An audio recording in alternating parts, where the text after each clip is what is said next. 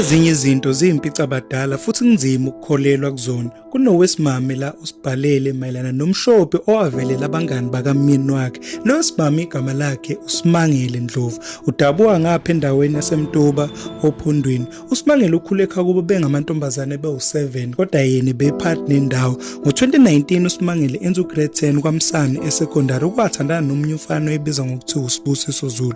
uSibusiso Zulu bathandana naye unyaka wonke kwaze kwayilapho khona uSimangele enikela ngomntombi bakhe. But the following year uSibusiso wachitha wathandana nenye intombazane eyibizwa ngokuthi uThulu. uThulu bathandanile kwaze kwayilapho khona uSimangele wafind out. Uthe may found out confront wathi akakhethe kodwa uSibusiso kwakhetha le ntombazane eyayifunda kwelinye iclass. Then ke bathandana nale ntombazane uSibusiso kwaze kwayilapho khona uyaqhubeka uSibusiso uyachitha futhi uyamshiya uThulile. uSibusiso uthandanile noThulile futhi uSimangele wabazonda kodwa kuthenga kapheli ngisho isikhathi esingakanani uSibusiso waphinde wachitha wathandana nenye intombazane eyenza ugrade 12 wahlukana futhi noThulile. uThulile noSimangele ke bahlanganela eBraille bayibona bengena choice ukuthi bexoxe ngoba bezokwenza iresearch efanayo. Ke bahleka baxoxa futhi basizana bagcine sebengabangani futhi bakhuluma ngalomfana ukuthi wabadlala oyiplayer. Ke baba ngabangani uDu abangaconsi phansi ngoba ngebreak bese bedla ndawonye kwaze kwayilapho khona ukuthi baqeda isikole. Thema beqeda isikole badukelana ngenxa ukuthi kwaThulile bamuva bayohlala eThekwini. Wayenayo inamba kaThulile uSimangele kodwa wayethi mayemfonela imfake ezihlahleni. Then one day uSimangele eyibukela ama reels ku Facebook wabona uThulile ku people you may know wasenda i-friend request. Then ngakusasa okwamconfirm uThulile baxoxa futhi bakhumbuzana ngomngani babo. Ke baxoxa nje isikhathi eside baze bahlela ukuthi kumele bebonane. Wakuveza ukuthi uThulile yena usehlala eThekwini usenomuzi ohlala nomyeni wakhe. Ke baplan ukubonana wathi uThulile akamvakashele eThekwini njengoba umyeni wakhe uzobe engekho ehambe nomsebenzi. Uke wathi uThulile futhi ufuna beye eMabhida beyobuka imeshi yebhola ezobidlala. Na kanjalo uSimangele wafika eThekwini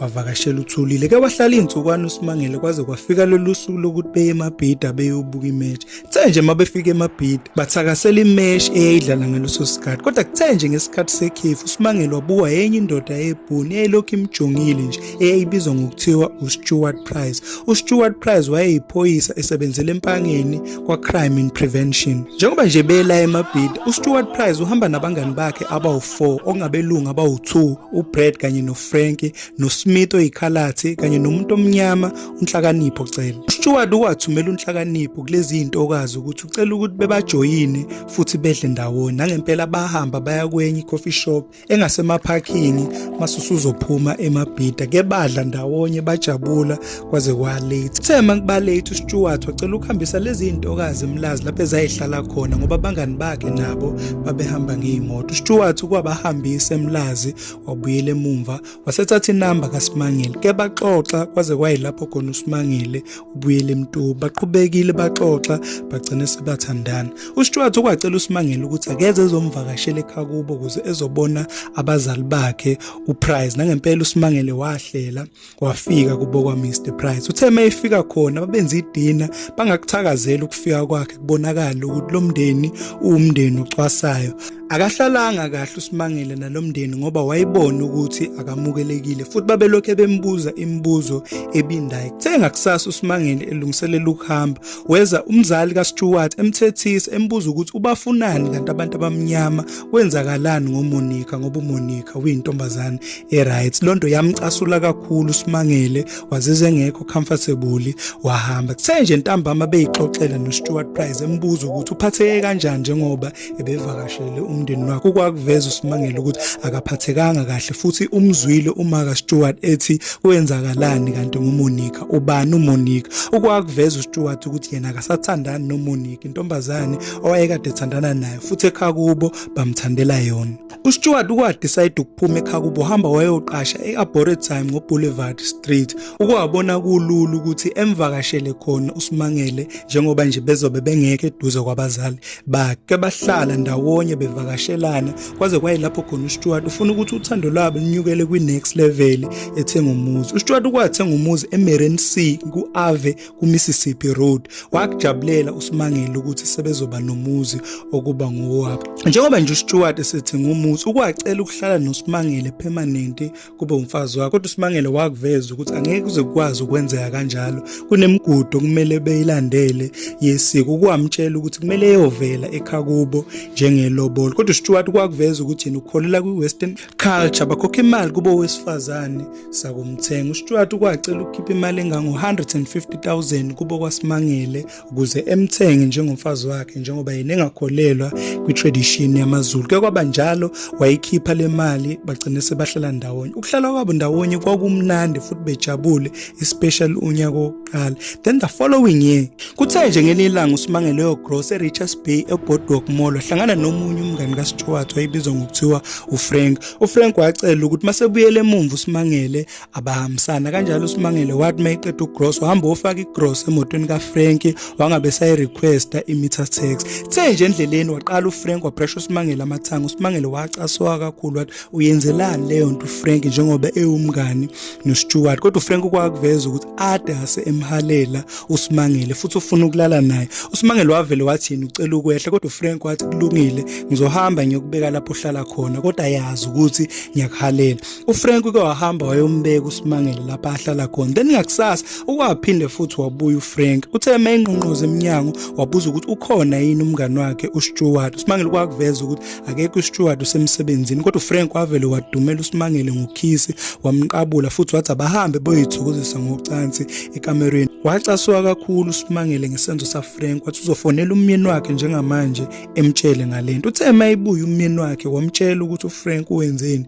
ebembamba ngenkani efuna ukulala naye, kodwa uStuart wamdefend umngani wakhe wathi bedakiwe, uyamazi ukuthi uFrank unenhliziyo enhle, angeke yenze into kanje. Ukwaqhubeka ethi wayedakiwe, kodwa emphikisa uSimangele ethi ebengadakiwe uFrank, ebesoba lento ebeyenza ngamabomu. Phinde ngelinye ilanga futhi uSimangele wahamba wayeBoardwalk wayothenga impahla, kanti uzobuya late uStuart esebuyile endlini. uStuart wanyanya kakhulu, wambuza ukuthi uSimangele bekephi sonke lesikhathi, ebesendodeni yini. Kwakuveza ukuthi bengeke endodeni beyothenga impahla. uStuart ukwahlwitha uSimangele ifoni wayicheck ukuthi iyiphi le ndoda lena ebekuyona, kodwa uStuart akatholanga lutho efonini. Uqalile washaya uSimangele emshayela ukuthi useyachitha ngoba nakuqala wamfihlela okokuqala ngesikhathi uFrank embrusha amathanga. Kwaqhubeka uStuart emshaya uSimangele futhi emthuka embiza ngaleli gama elicwasa umuntu omnyama. uSimangele wabona elinye iside likaStuart, wakhala futhi ebona ukuthi akusindoda lena owayetshela ukuthi iyona. Kuthe nje besaxabana kanjalo kusathukwana, kwangena ikhola ukuthi sekutholakala uFrank kwelinye ihlathi elibizwa ngokuthiwa uMzingazi Forest eyihengile eseqala ukonakala njengoba besengasabonakali zonke lezi insuku. Kwamphatha kabi kakhulu uSimangele kanye noStuart ukuthi kanti uyibulaleleni uFrank njengoba nje bengakhombisi ukuthi kunenkinga abhekene nayo. Kokwathi ngelinye ilanga uSimangele eseshawa, uStuart wabamba elinye ikhadi lakadokotela eliveza ukuthi uSimangele uyaprevent. uStuart wacasuka kakhulu, wathi mayibuya nje uSimangele eshawa wamshaya ngempama, wambuza ukuthi upreventelani njengoba yena efuna abantwana. uSimangele kwakuveza ukuthi yena akabadinga abantwana futhi akakabe ready ukuthi ebe umzali. Yamcasula kakhulu lonto uStuart, washaya uSimangele ngonyawo walahleka lapho. Kuthe nje uSimangele samameza uStuart wavele wahamba waye egarage, kanti uzobuya nolunye uketshezi olungesinye isigubhu sathayela, wathela uSimangele, wavika uSimangele, wathelwa amachaphazelo, wabona gugu impahla wayigqokile, wabona lapho ukuthi kanti umthela ngeacid. Ukwaphuma wabaleka uSimangele, wahlangana nomunye umngani kaStuart wayebizwa ngokuthiwa uBrad. uBrad wayeze khona la ezobheka uStuart. Kwabuza uBrad ukuthi kwenzakalani,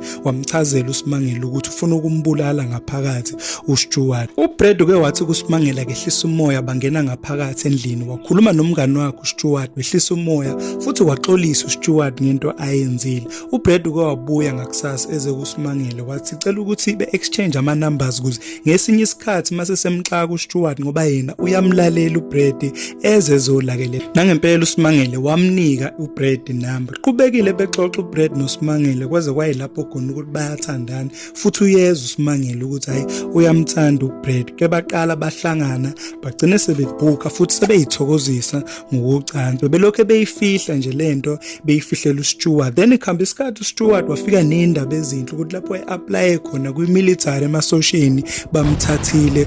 usezoba yisosha. Wajabula kakhulu uStuart ngoba wayekade efisa empilweni yakhe ukuthi ebe yisosha eshiyele umsebenzi wokuba yiphoyisa. Kuthe nje mehamba uStuart enkanjini namasosha, uSimangele noBrad babona i-opportunity ukuthi bethandane kahle njengoba nje uStuart sezobuya kanye emva konyaka. Uqhubekile uBrad noSimangele bethandana futhi izinto sebezenza budedengu. uBrad bese sengapheli kubo kwaSimangele kanti uSmith uyabalandela, uyayibona yonke lento okwabalandela lapho bebebhokha khona futhi ebashutha ukuze ethola ubufakazi. uSmith kwakwathi nje ngelinye ilanga wavele wavakashela uSimangele wamtshela ukuthi ade sebabona ukuthi uyathandana noBrad. uSimangele wathuka kakhulu wacela ukuthi lento ingafiki uStuart. uSmith uke wathi kuze ngamtshela uStuart nami angithandane nawe ngoba futhi ade ngakhalela ngifisa ukulala nawe. uSimangele wayivuma lonto ngenxa yokufihla lemfihlo. Ke baqhubeka noSmith naye esekulento sebelalana nje sebebonke kanye noBrad. Then ikhamba isikhathi weza uStuart ukuthi abangani bakhe abasapheli emzini wakhe. Ngaphambi kokuba uStuart ezolonto ke kwathi nje ngelinye ilanga uSimangele eyithokozisa nocansi noBrad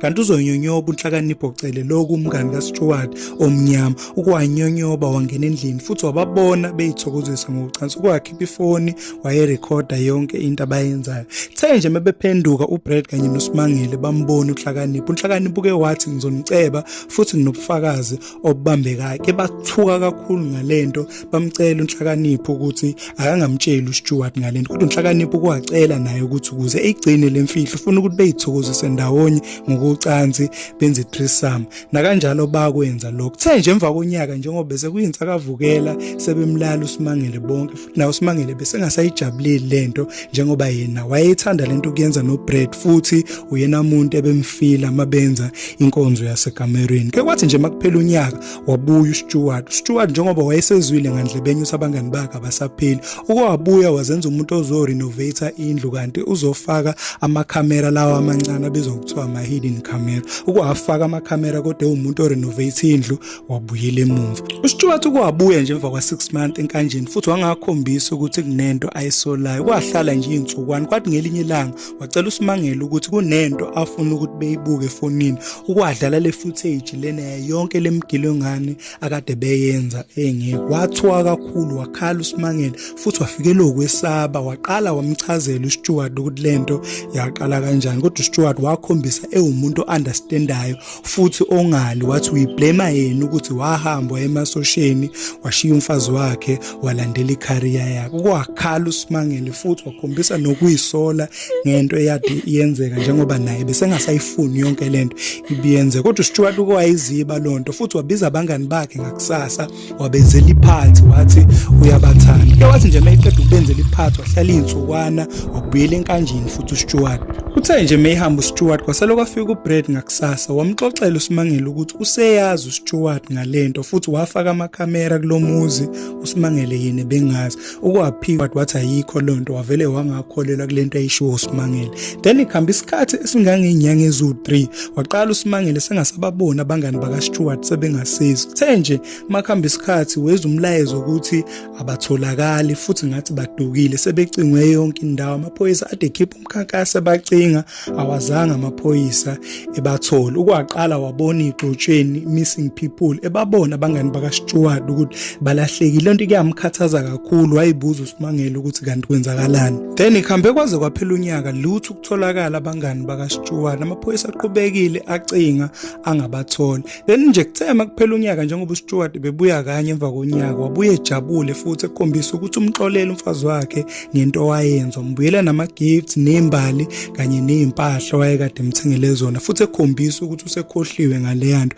mayiqhubeka exolisa uSimangele. Uthe ngelinye ilanga beyihlalele njengoba uStuart ebuyile wahamba waye emotweni wakhipha isithombe esikhulu esasiyipainting yamarasta wakhipha nenye toolbox yensimbi eyayinezinto phakathi kanye nama glue nama brush wokupenda. Ke wathi nje esamangele uSimangele wabuza ukuthi uzozenzani lezi zinto. uStuart wavela wabeka lesi sithombe phansi wasevula le trunk. Uthe mayivula le trunk wakhipha ezinye izinto ezazizikhumba ezayinuka kwangazi ukuthi ibiltong. Uke wathi mayeyibuka kahle uSimangele wabona ukuthi ngathi ubuso babantu lobu. Ukwambuza ukuthi uStuart ubuthathaphi lobubuso lobu. Uke washo wathi uStuart lobuso lobu obabangani bami njengoba nje ngababulala kungenxa yakho ngabahluba ubuso ngathatha imizimba yabo ngayoyigqibela ekudeni uke wathiwa kakhulu uSimangele ngalento ukuthi kanti ubuso lobabangani bakhe ukwambona eyisayico uStuart kodwa uStuart wavele wathatha le painting wayibeka phansi wathatha lobuso lobu wabuhlanganisa neglue wapaste njengoba wayipaste lobuso lobabangani bakhe wababulala bonke ukwakuveza futhi ukuthi noFrank njengoba nje watholakala efile kwelinye ihlathi wahengo yena wathwa kakhulu uSimangele wabona ukuthi impilo yakhe isengozini njengoba nje ethatha lobuso lobukhipha lawo wabhluba kubangani bakhe ukwabugcoba ngeglue wabunamathela kulesi sithombe lesi esiyipainting ebuke ngazuthi iyamarasta uke wathi mase bunamathelisile lobuso lobu wabrusha ngalopende lona obomvu wathatha lesithombe lesi wasibeka kwibedroom yabo ngenhla kweheadboard wasipaste odongweni iyamthusa kakhulu onto uSimangele wabuza ukuthi yini lesithombe engasibeki kwenye indawo esibeke khona la endlini ngoba siyamthusa kodwa uStuart kwakuveza ukuthi yena umuzi wakhe lona uzokwenza noma yini futhi ufuna ukuthi lento lena ibe i-reminder yento wayenza uSimangele ukuthi elale nabangani bakhe uSimangele ke wathi uzoya emaphoyiseni oyireporter lento kodwa kwathi uStuart ngizokubulala futhi mina ngino connection onzima kabi moya emaphoyiseni ngizozwa nginamehlo yonke indawo umndeni wakho ngizowubulala njengoba ngabulala abangani bami lesithombe besisabisa sinobuso abathathu babangani bakhe uStuart kodwa uStuart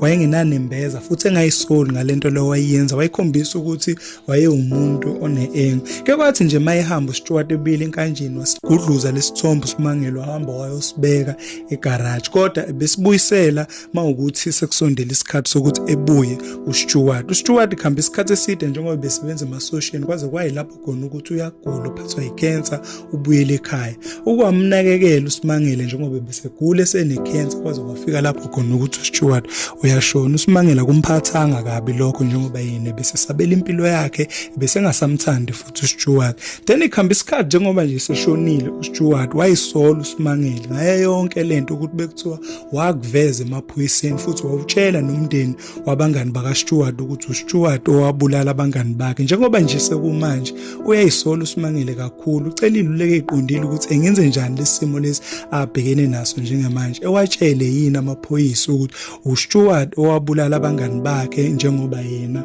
walala nabo ubona ukuthi futhi mayeveza lento amaphoyisa ngasembophe since egcinele imfihlo isikhathi eside kangaka kanti yena ebesabela umndeni wakhe futhi eyiprotector naye njengoba nje uStuart ebeyisayikho wayengambulala ngempela ucela iluleke iqondile uSimangele ukuthi engenze njani njengamanje efe nayo yini lemfihlo noma eyiveze njengoba lento imudla ngaphakathi futhi lesithombe uyasaba ukushisa ufuna uqala esigcine kuqala esikhombisa umndeni walabo abafana ukuze nawo uzothola iclosure ngicela niqhubeke like and subscribe niphinde futhi nicomment ni share ngiyabonga.